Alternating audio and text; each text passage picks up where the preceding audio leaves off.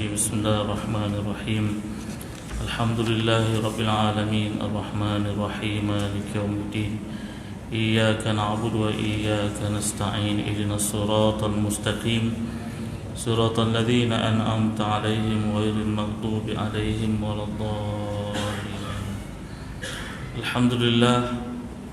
الحمد لله وكفى سمع الله لمن دعا وليس وراء الله مرمى صلاة وسلاما دائمين متلازمين على حبيب المصطفى وعلى آله وصحبه ومن اهتدى أما بعد.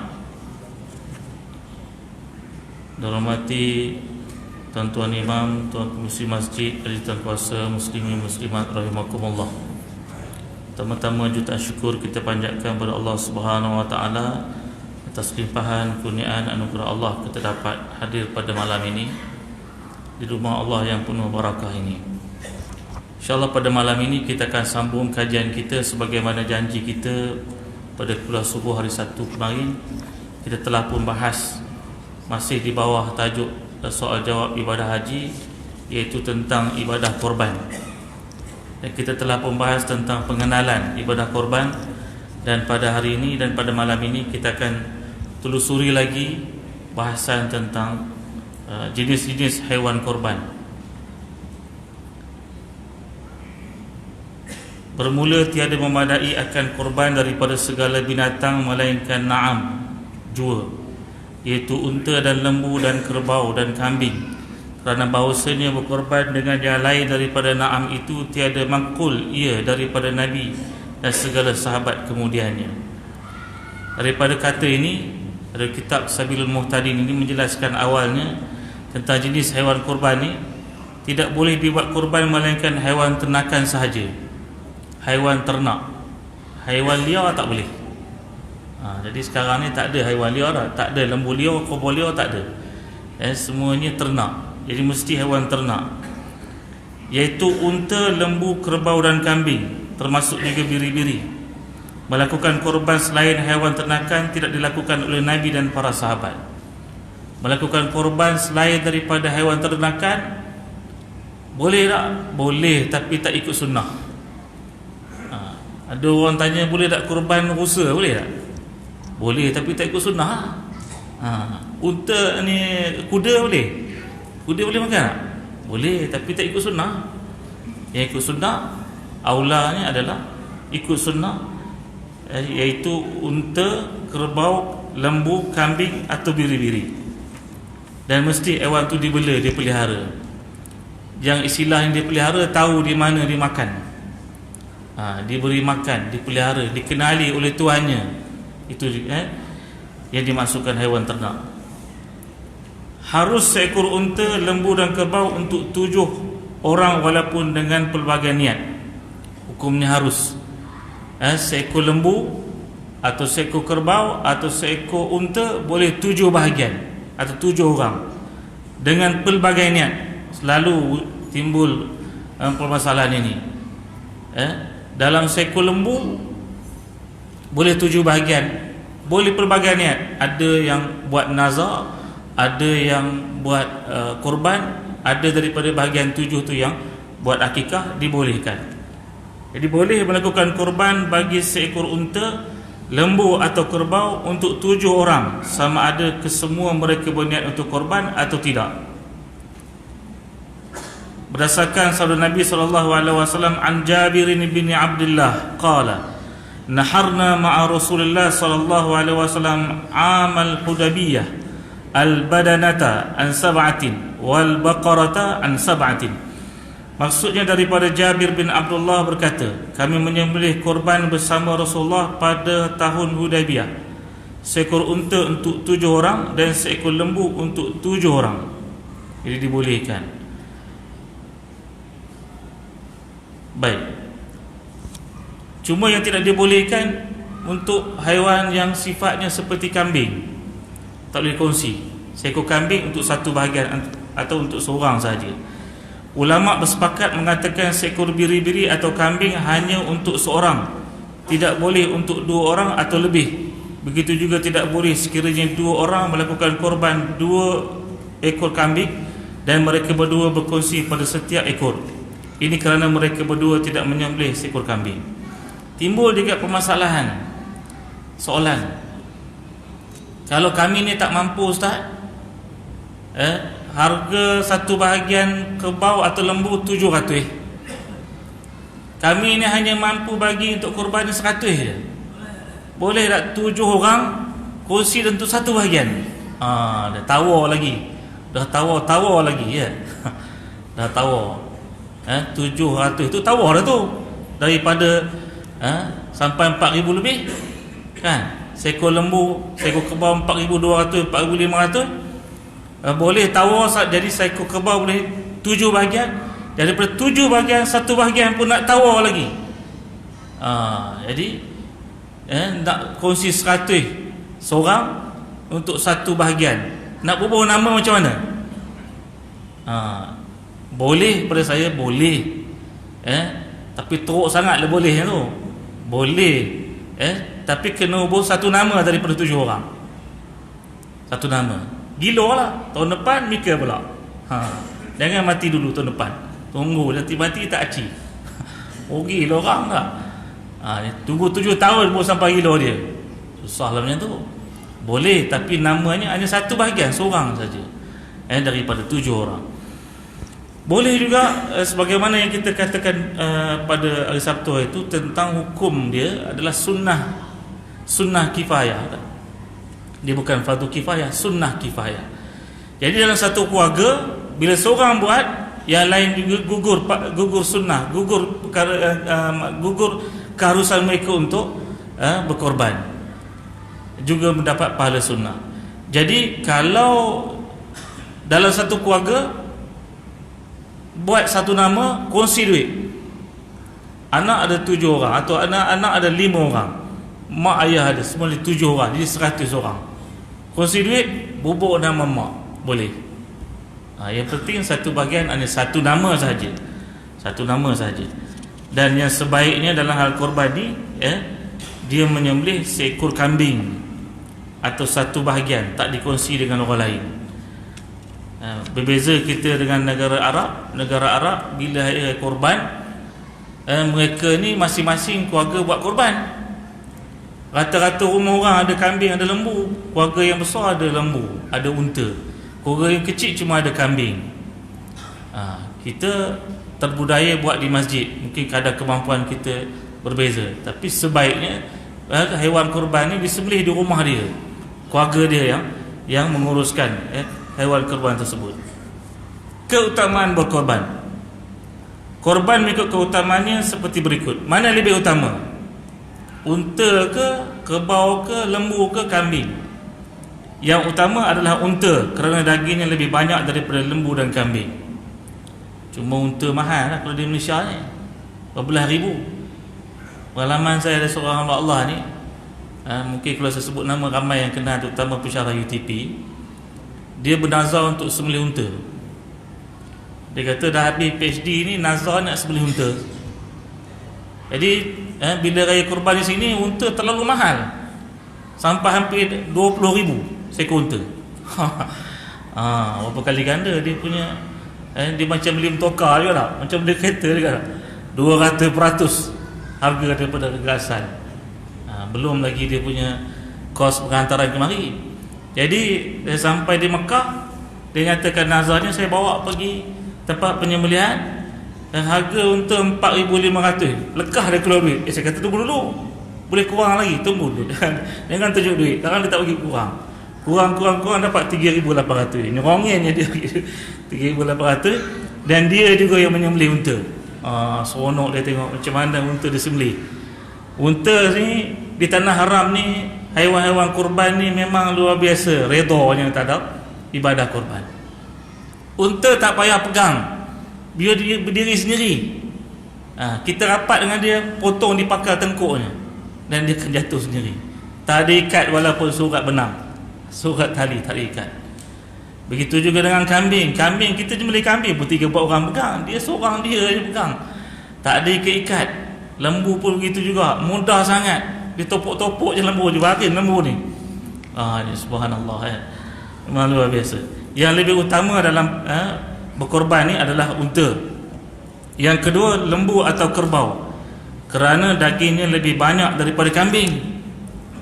Sebagaimana yang saya nyatakan dulu, macam mana nak kenal lembu atau kerbau ni dagingnya banyak? Bukan tengok perutnya besar. Apa pasal kurus di perutnya? Bukan tengok perutnya, tengok ponggongnya. Itu ilmu dah. Saya pun dapat ilmu ni daripada orang menyembelih juga. Nak tengok kobra ni, lembu ni banyak daging, tengok tan ponggong dia. Ponggongnya lebar, ini banyak daging. Ni ponggong ni kurus je, perut je besar, tak ada gunanya. Siapa makan perut dah? Kita makan daging yang ada di pahanya. Jadi itu. Yang sebaiknya yang besar. Memang lain kita rasa kalau kita menjadi peserta korban. Haiwan korban kita ni haiwan yang besar, rasa seronok, rasa puas hati. Sebab tu janganlah kita mengeluh bahagian korban yang mahal. Mahal, dulu dah 100.5, tahun ni dah 700. Jangan kita keluhkan itu. Kita nakkan haiwan yang istimewa, yang besar, yang cantik. Kita tengok nanti ada je dikelaskan warna apa yang paling bagus. Ada juga warna lembu kerbau yang warna apa yang paling bagus. Jadi ada dikelaskan dalam fiqh ini. Baik. Yang ketiga, biri-biri. Yang pertama tadi unta, yang kedua lembu atau kerbau. Antara lembu dan kerbau, biasa ni yang lebih banyak daging adalah kerbau. Tapi ramai orang tak suka kerbau, kerana dia bau. Tapi yang banyak daging adalah kerbau. Yang ketiga, biri-biri. Biri-biri ni pun sama. Nak tengok daging dia banyak, tan ponggong dia. Tan ponggong dia. Kalau ponggong dia besar, ni daging dia banyak. Kerana dagingnya lebih baik daripada kambing. Dan yang keempat adalah kambing. Jadi itu tingkatan keutamaan haiwan yang nak disembelih.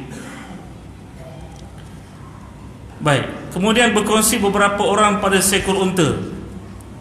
Kalau tak mampu seekor seorang, kongsi beberapa orang pada seekor unta. Maksudnya seekor unta boleh 7 bahagian. Dengan pelbagai niat pun boleh, tak ada salah. Cuma satu nama, satu niat lah. Ini ada pula nak kekah pun ya, korban pun ya. Nama siapa? Satu nama ni. Pilihlah mana satu. Kan? Saya ni kekah belum ustaz, korban pun belum pernah lagi.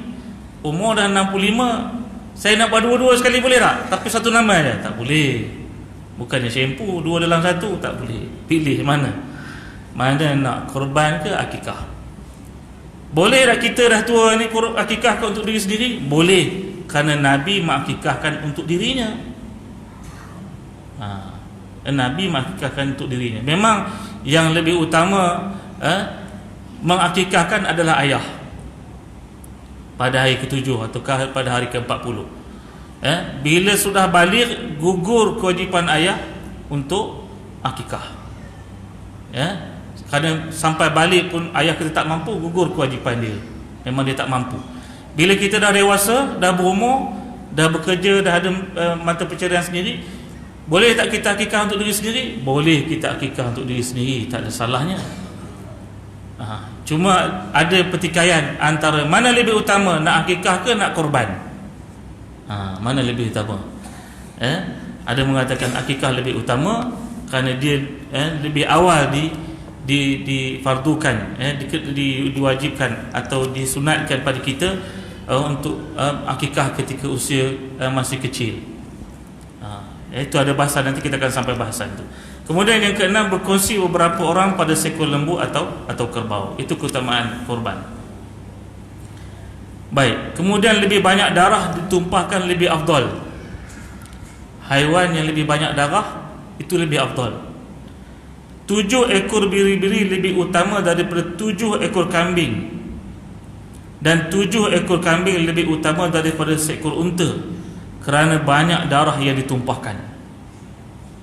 Kita kata tadi seekor unta bersamaan dengan 7 bahagian, 7 orang boleh. Tapi di antara unta dengan kambing, mana lebih utama? Utama kambing. Kalau kambing ini 7 ekor. Kerana lebih banyak darah, itu lebih afdal. Berdasarkan kaedah, makana akthar fi'lan kana akthar fadlan. Sesuatu yang lebih banyak perbuatan, lebih banyaklah kelebihannya. Lebih banyak perbuatan, lebih banyak kelebihan. Kalau 7 ekor kambing atau 7 ekor biri-biri, tentulah lebih banyak dagingnya daripada 7 ekor lebih banyak daging daripada seekor unta atau seekor kerbau. Warna haiwan korban yang lebih utama. Apa warna yang lebih utama? Warna haiwan korban yang lebih utama ialah putih. Warna putih lebih utama. Macam unta tak? Dia ada unta putih. Tapi susah, kadang-kadang jarang jumpa ada unta yang memang warna putih, cantik ya. Kemudian yang kedua kuning, ketiga kelabu, yang keempat merah. Ana Anas qala dhaha an-nabi sallallahu alaihi wasallam bi kabshaini amlahaini. Maksudnya daripada Anas berkata Nabi sallallahu alaihi wasallam telah melakukan korban dengan menyembelih 2 ekor kibas berwarna putih. Nabi melaksanakan ibadah korban dengan menyembelih 2 ekor kibas berwarna putih. Memang sebagaimana kita katakan dulu, lebih afdal kita yang berkorban, kita yang menyembelih. Walaupun perempuan. Ada juga soalan, bolehlah orang perempuan dalam haid menyembelih? Tak ada salah kan? Tak menjadi syarat sah penyembelih itu seorang perempuan yang suci dari haid. Orang perempuan pun boleh menyembelih. Apalagi kita lelaki, lebih afdal kita yang menyembelih haiwan korban kita, bukan kita wakilkan kepada orang lain. Kemudian yang kelima, warnanya belang putih dan hitam. Dan yang keenam, hitam. Itu warna dia. Jadi warna yang paling afdal haiwan korban kita ni warna putih. Kemudian warna kuning, yang ketiga kelabu, keempat merah, kelima belang putih dan hitam, dan yang keenam hitam. Seterusnya, haiwan korban jantan lebih utama daripada betina. Dia tidak menjadi syarat haiwan korban ni mesti jantan, boleh juga betina, tak ada salahnya ya. Cuma dikhawatir betina ni dia mengandung, ada anak dalam kandungan dia. Jadi afdalnya yang jantan. Haiwan jantan lebih afdal daripada haiwan betina sekiranya ia tidak banyak mengawan. Jika ia banyak mengawan, maka haiwan korban betina yang belum beranak lebih utama daripada haiwan jantan yang kuat mengawan itu. Yang penting besar. Cuma timbul pertikaian juga. Kadang-kadang kita ni tak ada alat scan macam scan ibu mengandung tu kan, tak tahu dia mengandung ke tak ni. Tiba-tiba kita sembelih lembu betina, bila kita lapar ada anak dalam perut dia, sah tak korban kita atau sah tak penyembelihan kita? Penyembelihannya sah.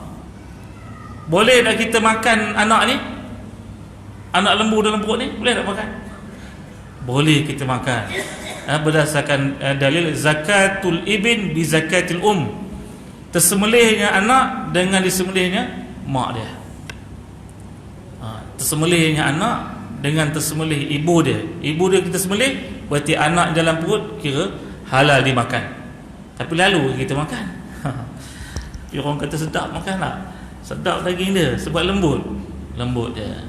Yang penting sepanjang daripada hidup sampai mati mak ni disembelih, anak tu masih dalam kandungan. Kita lihat juga ya, anak tu boleh sembelih. Memang biasanya bila mak dia induk dah mati, anak tu automatik akan mati. Dia tak hidup dah. Pengalaman saya tengok lah kan, dia tak hidup dah. Cuma ada di sini pertikaian tentang keadaan haiwan. Ada pernah berlaku robot lepas tembak pelali, tak ngombin dah, dikuih-kuih je, terpantui balik jarum jauh pelali tu, tak tumbang dia. Tadi tembak peluru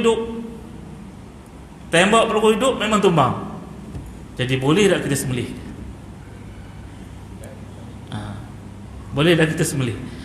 Kalau dari segi hukum asalnya, haiwan itu bila kita menyembelih dia berada dalam 2 keadaan hidup.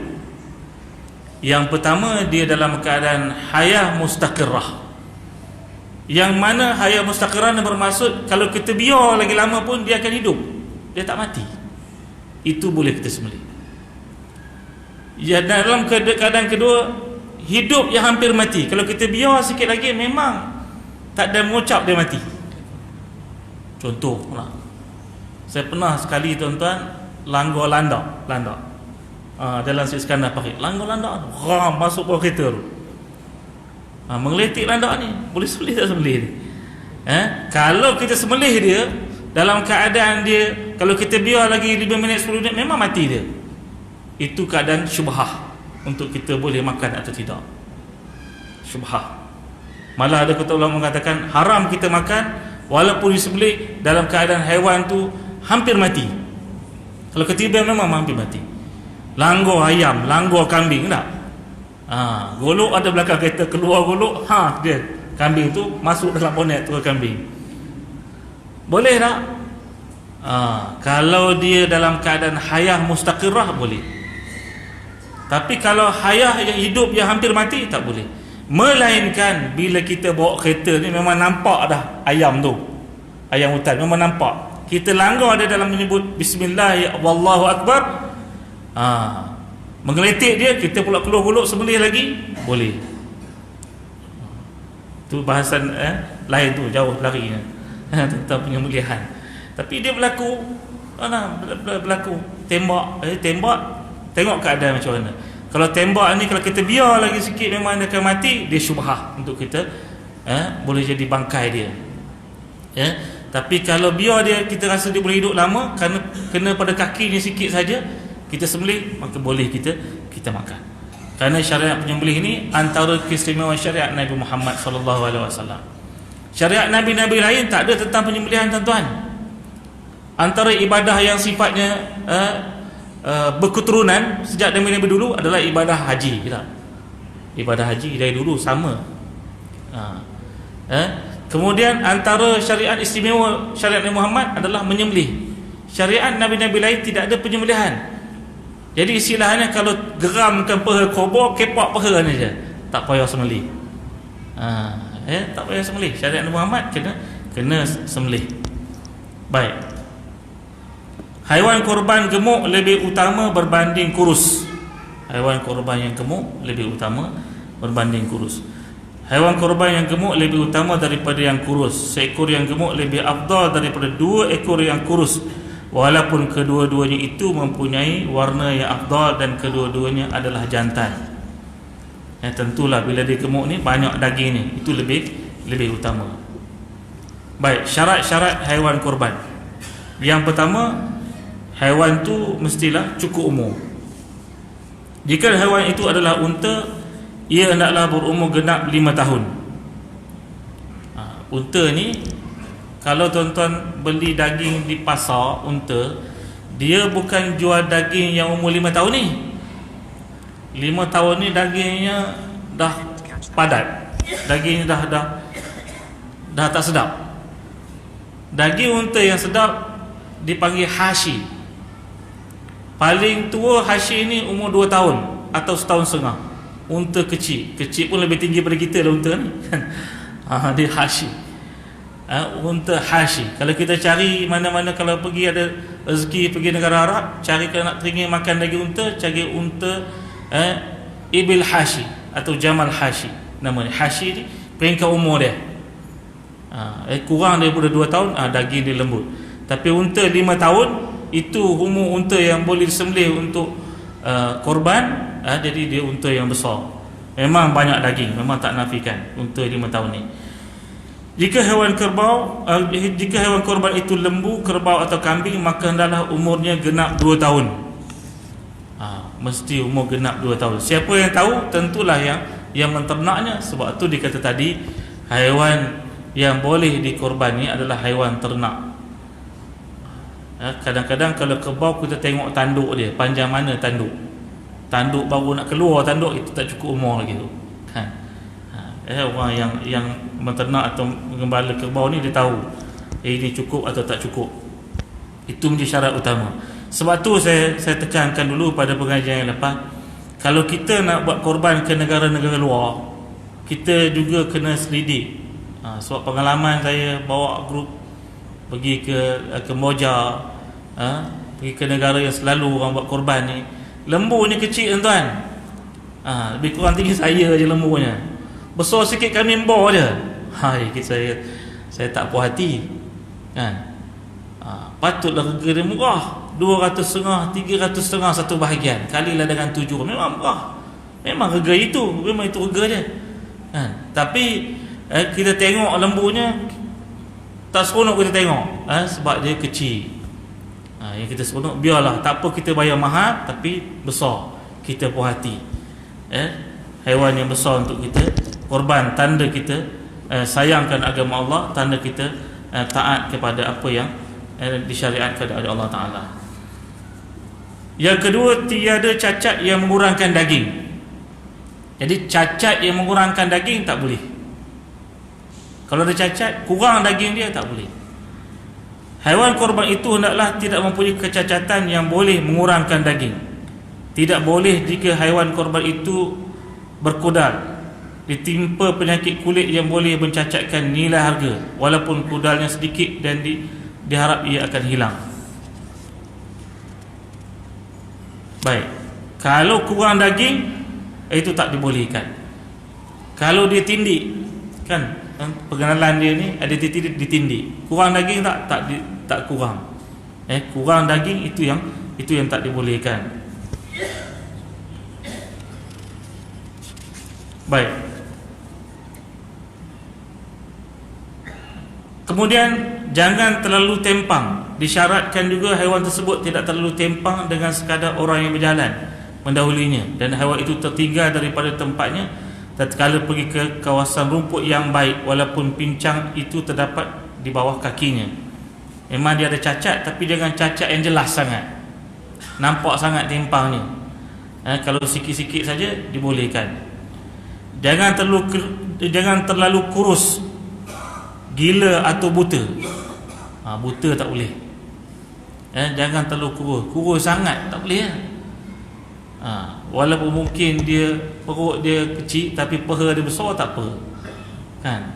Mungkin sehari dua dah tak makan, dikurung, jadi dia kurang makan, itu dibolehkan. Tapi kalau terlalu kurus, tak dibolehkan. Tidak terlalu kurus dengan sekadar hilang sumsumnya.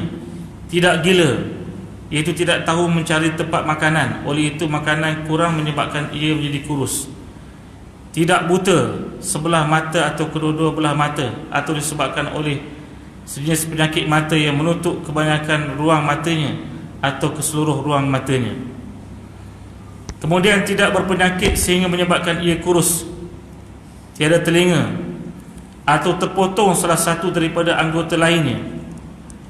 Disyaratkan juga haiwan tersebut tidak sakit sehingga menyebabkan ia kurus, dan tidak terpotong telinganya walaupun sedikit. Tindik boleh tapi tak terpotong. Ada sedikit telinga yang terpotong, tak boleh. Ini adalah kerana hilang sebahagian anggota korban yang dimakan. Tetapi jika telinganya terbelah atau bertindik dan tidak hilang sebahagian anggota yang dimakan, maka ia dibolehkan. Tidak kurus, tidak terpotong pada bahagian badan. Jadi sama juga keadaannya kalau ketika penyembelihan. Ketika penyembelihan, tengah dia tendang tu, entah macam mana boleh tercabut kakinya. Tapi dia belum habis mati lagi, jadi kaki yang tercabut ni tak boleh dimakan. Sama halnya kalau kita memandu langgar kambing, cabut kaki dia, kemudian kita tengok kesian kambing ni, kita sembelih dia. Boleh kita makan kaki yang cabut? Tak boleh makan, dia bangkai. Mesti kaki yang ada bersama dengan tubuh asalnya sahaja yang boleh kita makan. Tidak terpotong lidah atau ekornya. Disyaratkan juga tidak terpotong mana-mana bahagian pada lidah dan ekornya walaupun sedikit. Tak terpotong lidahnya, ekornya, mana sempurna anggota badan dia, tidak ada yang terpotong. Kecacatan atau kekurangan yang dimaafkan. Haiwan dilahirkan tidak berputing, tidak mempunyai aliyah atau tidak berekor boleh dijadikan haiwan korban. Haiwan yang dikasih harus dijadikan haiwan korban. Dikasih, tak bagi kahwin, dipotong anunya tak. Boleh dapat korban? Boleh. Kerana menghilangkan zakarnya, tidak mengurangkan dagingnya, bahkan menambahkan lagi, dia jadi gemuk haiwan ni walaupun dikasih. Jadi harus kita menyembelih haiwan korban yang dikasih. Kemudian haiwan yang tertanggal semua giginya tidak boleh dijadikan binatang korban. Namun begitu, jika tertanggal bahagian atau separuh giginya dan tidak menyusahkannya ketika ia makan dan tidak mengurangkan dagingnya, maka ia dibolehkan. Haiwan yang hilang sebahagian besar daripada pahanya tidak boleh dikorbankan. Hilang sebahagian besar daripada dagingnya tidak boleh dikorbankan. Baik. Tentang niat korban. Niat korban. Memang sebaiknya bila majlis korban ni, kita berkorban hadir pada majlis tu, tengok haiwan kita. Itu pentingnya, ada nombor tu, nombor 1, 2, 3, kita tahu mana tempat kita dan kita tengok haiwan korban kita.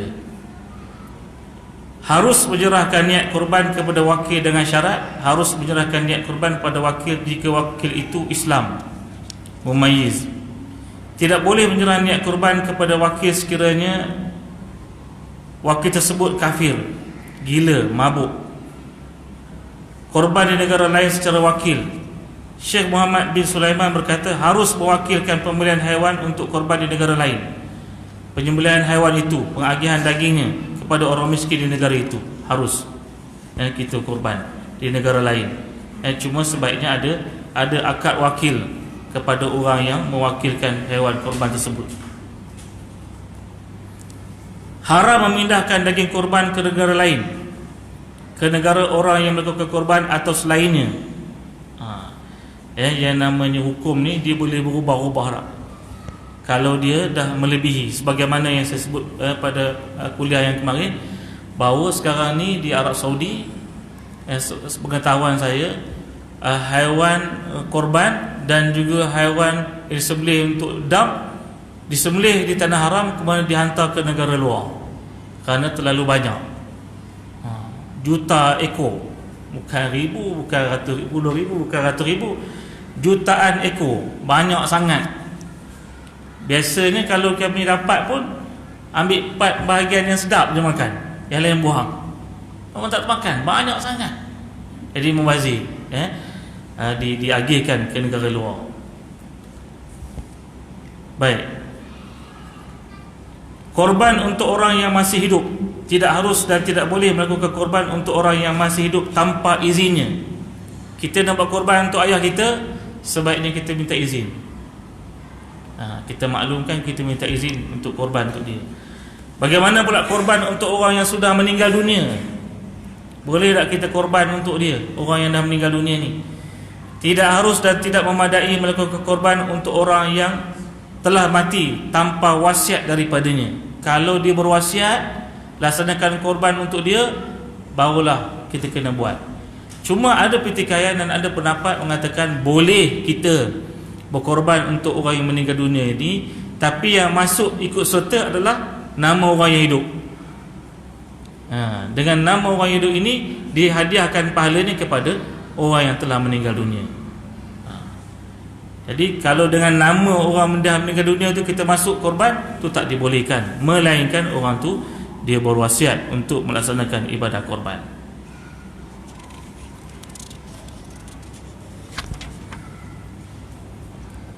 Kemudian waktu melaksanakan korban. Waktu menyembelih korban ialah sesudah terbit matahari pada hari raya dan sesudah berlalu masa sekadar 2 rakaat sembahyang dan 2 khutbah yang ringkas. Waktu korban iaitu bermula pada terbit matahari pada hari raya Aidiladha dan sesudah berlalu masa sekadar 2 rakaat lepas terbit matahari hari raya Aidiladha, selesai khutbah dan selesai sembahyang raya, barulah boleh melaksanakan ibadah korban. Sebelum pada itu tak dinamakan korban. Korban lepas sembahyang raya, lepas khutbah, 2 khutbah raya, baru boleh kita melaksanakan ibadah korban. Waktu afdal melewatkan penyembelihan hingga naik matahari segala dan ditambah dengan berlalu kadar waktu harus yang disebut di atas, dan kekal waktunya hingga hari akhir hari tasyrik, iaitu 3 hari sesudah hari raya haji. Kerana sabda Nabi, fi kulli ayyamin tasyrik dhabhun, pada tiap-tiap hari daripada sebuah hari tasyrik adalah waktu menyembelih korban. Bermula daripada 10 Zulhijjah 11 Zulhijjah, 12 Zulhijjah, 13 Zulhijjah. Itu harinya yang boleh dilaksanakan ibadah kurban. Afdalnya pada hari raya 10 Zulhijjah itu, iaitu setelah terbit matahari segala. Terbit matahari segala dalam pukul 10, pukul 11 gitu. Pukul 11 itu waktu afdal penyembelihan.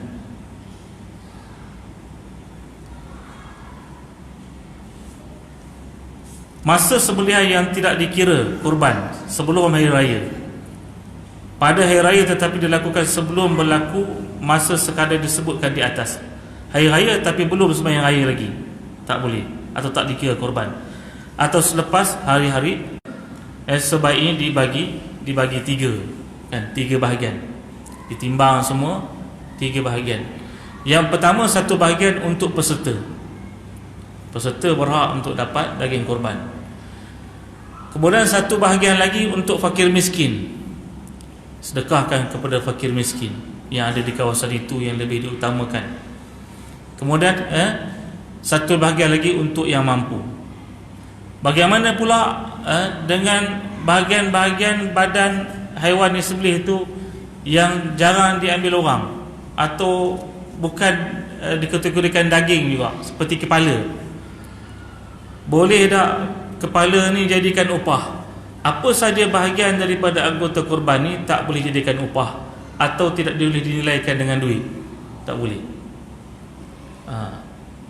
Contohnya kita bagi upah pada orang yang boleh ambil kepalanya, tak boleh. Walaupun memang kepala kerbau lembu ni banyak dagingnya sebenarnya, lebih 2 kilo daging, banyak, tak boleh jadikan upah. Begitu juga dengan ekornya dan anggota dalaman kerbau kambing itu tak boleh dijadikan upah.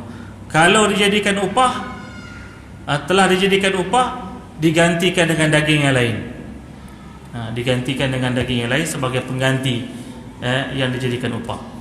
Boleh kita ambil upah lebihan atau diberi upah lebihan daripada duit belian haiwan tersebut. Mungkin bila dah kumpul semua duit, dapat pula kerbau tu murah daripada harga kutipan kita, atau lebihan ada RM200.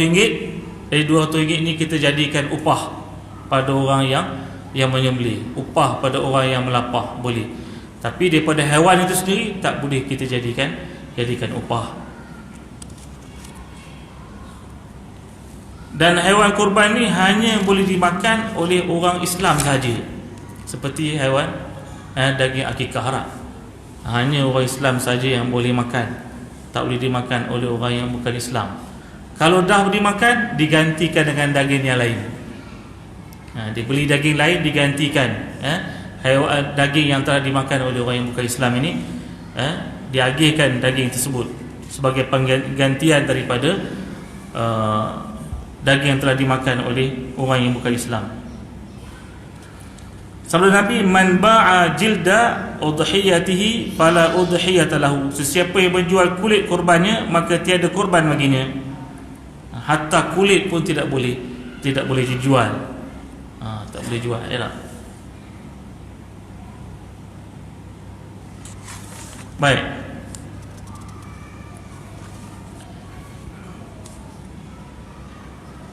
Susu haiwan kurban wajib sebelum ianya sembelih harus diminum. Susunya sebelum disembelih diperah dulu susunya. Boleh tak kita minum? Boleh kita minum. Harus bagi pemilik korban wajib meminum susu haiwan kurban sekadar lebihan daripada apa yang diminum oleh anaknya. Adab-adab korban. Ini adab. Makruh memotong rambut, janggut, kuku atau bulu badannya sepanjang 10 hari pertama Zulhijjah hingga penyembelihan korban. Makruh bagi orang mahu melakukan korban menghilangkan walau sebahagian daripada rambut, janggut, kuku atau bulu badannya, sama ada misai, kumis, bulu ketiak, bulu ari-ari atau selainnya dalam tempoh 10 hari yang pertama daripada bulan Zulhijjah hingga korban dilakukan.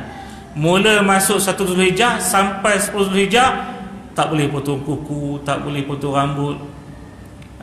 Makruh kalau potong. Makruh kalau potong. Jadi itu satu daripada adabnya. Sebagaimana saya nyatakan pada pengajian kuliah subuh itu, kita pun dah masuk isyak ni. Perkara yang paling utama masuk sedikit tentang bab korban ini, kita naklah sama-sama berazam dan berniat supaya kita dapat ikut serta ibadah korban di masjid ini atau di mana-mana saja untuk tahun ini. Jangan kita anggap korban tu macam ibadat haji sekali seumur hidup. Tidak. Sebaiknya setiap tahun kita berkorban. Tiap-tiap tahun masuk korban. Nak rasakan tak ada banyak, tiap-tiap bulan kita simpan lah. Lama lagi sekarang ni korban tak? Simpan 200 bulan ke? Kita main kuntu pinggan mangkuk boleh? Pasal apa korban tak boleh? Sanggup nak beli pinggan mangkuk tu main kutu. Sekarang ni macam-macam. Jadi kita korban ni kita kena kumpulkan. Kumpul duit untuk ikut serta korban. Jangan nasyid nama orang lainnya masuk dalam senarai, kita pula masuk senarai. Paling kurang satu bahagian, paling baik seekor seorang. Itu paling baik. Kita teringin tanamkan keazaman seekor kita seorang. Kita punya seekor ni korban. Berapa pun kadarnya kita ikut. Yang penting kita sama-sama berazam, kumpul duit dari sekarang lagi untuk dapat serta korban tahun ini. Biar kita pecah rekod masjid kita ni banyak korbannya. Mungkin 100 ekor lah. Lalu orang tak lalu kita mengajarkan 100 ekor. Sebab penduduk kita ramai sangat, ramai. Ribuan orang. Takkan tak boleh. Kalau satu rumah satu bahagian pun, Masya Allah. Di Lakeville ni pun berapa banyak buah rumah. Banyak. Jadi kalau bancian yang lepas tak salah saya, rumah yang berhuni 5,000 buah rumah. Lebih kurang 5,000 buah rumah. Kira dah balik. Satu rumah satu bahagian. Nerap kita melapahnya. Nerap kita kalau betul-betul. Boleh dibilang rumah yang non muslim kan? Semua muslim. Sebagaimana saya ceritakan, saya pernah bagi khutbah hari raya di Sumatera Barat, Indonesia. Rumah buruk-buruk dah sekeliling tu, tapi orang korban yang ngatuk ke masjid tu banyak. Kambing, kerbau, lembu. Ada yang baru tarik dari kandang pun ada. Masing-masing korban. Rumah buruk, lantai tanah pun ada rumah. Malu kita rasa, ya Allah, rumah kita punyalah cantik, tapi ikut satu korban pun haram tidak. Malu kita. Malu dengan Allah Ta'ala. Penegasan daripada Nabi SAW, sesiapa yang mampu berkorban, tidak mau berkorban, jangan dekat masjid aku ni. Marah sungguh Nabi. Mampu berkorban, berdalih tak nak berkorban, jangan dekat surau aku ni. Macam kita lah dengan anak kita lah. Tak nak semayang, jangan dekat rumah ayah ni. Marah tu. Bukan yang ngalor, tapi jangan dekat. Ngalor lah tu. Marahlah tu. Jadi kita kena berazam tahun ini, kita kena ubah kita punya corak supaya kita dapat ikut serta berkorban walaupun di mana, di kampung kita ke di masjid ini, ikut serta korban walaupun satu bahagian. Aqul qouli hadza wa astaghfirullahi wa lakum. Assalamualaikum warahmatullahi wabarakatuh. A'udzubillahi minasyaitonir rajim. Bismillahirrahmanirrahim. Alhamdulillahi rabbil alamin, wassalatu wassalamu ala asyrafil anbiya wal mursalin wa ala alihi wa sahbihi ajma'in. Allahumma ajal jama'ana hadha jama'an marhuma wa tafarruqana min ba'dihi tafarruqan ma'suma. Allahumma alimna bima yanfa'una wa anfa'na bima 'allamtana wa zidna ilma. Allahumma faqihna fid din wa 'allimna at-ta'wil. Subhana rabbika rabbil 'izzati amma yasifun wa salamun 'alal mursalin walhamdulillahi rabbil alamin. Subhanakallah.